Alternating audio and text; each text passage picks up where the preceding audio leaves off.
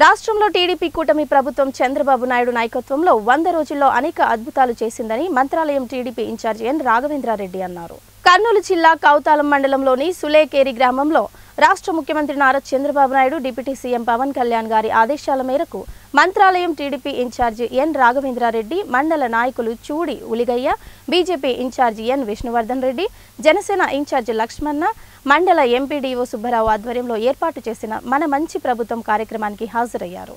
ముందుగా మండల టీడీపీ నాయకులతో కలిసి మంత్రాలయం టీడీపీ ఇన్ఛార్జి ఎన్ రాఘవేంద్రారెడ్డి ప్రతి ఇంటి గడప తొక్కుతూ కూటమి ప్రభుత్వం 100 రోజుల్లో అమలు చేసిన ప్రభుత్వ పథకాలపై ప్రజలకు తెలియజేశారు.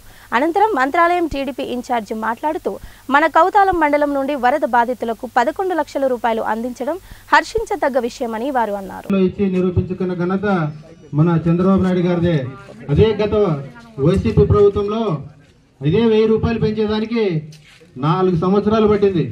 మన చంద్రన్న వచ్చిన తర్వాత ఒకే ఒక నెలలోనే మొట్టమొదటి నెలలోనే ఇచ్చి నిరూపించి ఘనత మన చంద్రబాబు నాయుడు గారిది, తెలుగుదేశం పార్టీదని చెప్పి తెలియజేసుకుంటూ, నిరుద్యోగులకు కనీసం ఒక్కరికి కూడా ఉద్యోగం ఇవ్వలేని పరిస్థితి వైసీపీ ప్రభుత్వం గతంలో.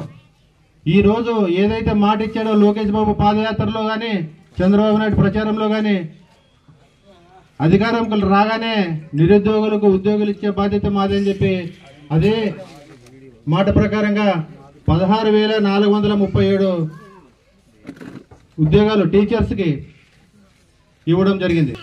తొందరలోనే వాళ్ళకి పోస్టింగ్లు కూడా ఇవ్వబోతున్నారని చెప్పి తెలియజేసుకుంటున్నా.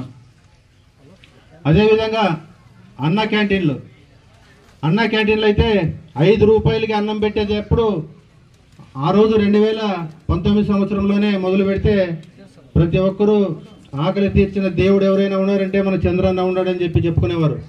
అలాంటి దాన్ని వైసీపీ ప్రభుత్వం వచ్చిన తర్వాత పూర్తిగా అంటే బంద్ చేయడమే కాక కొన్ని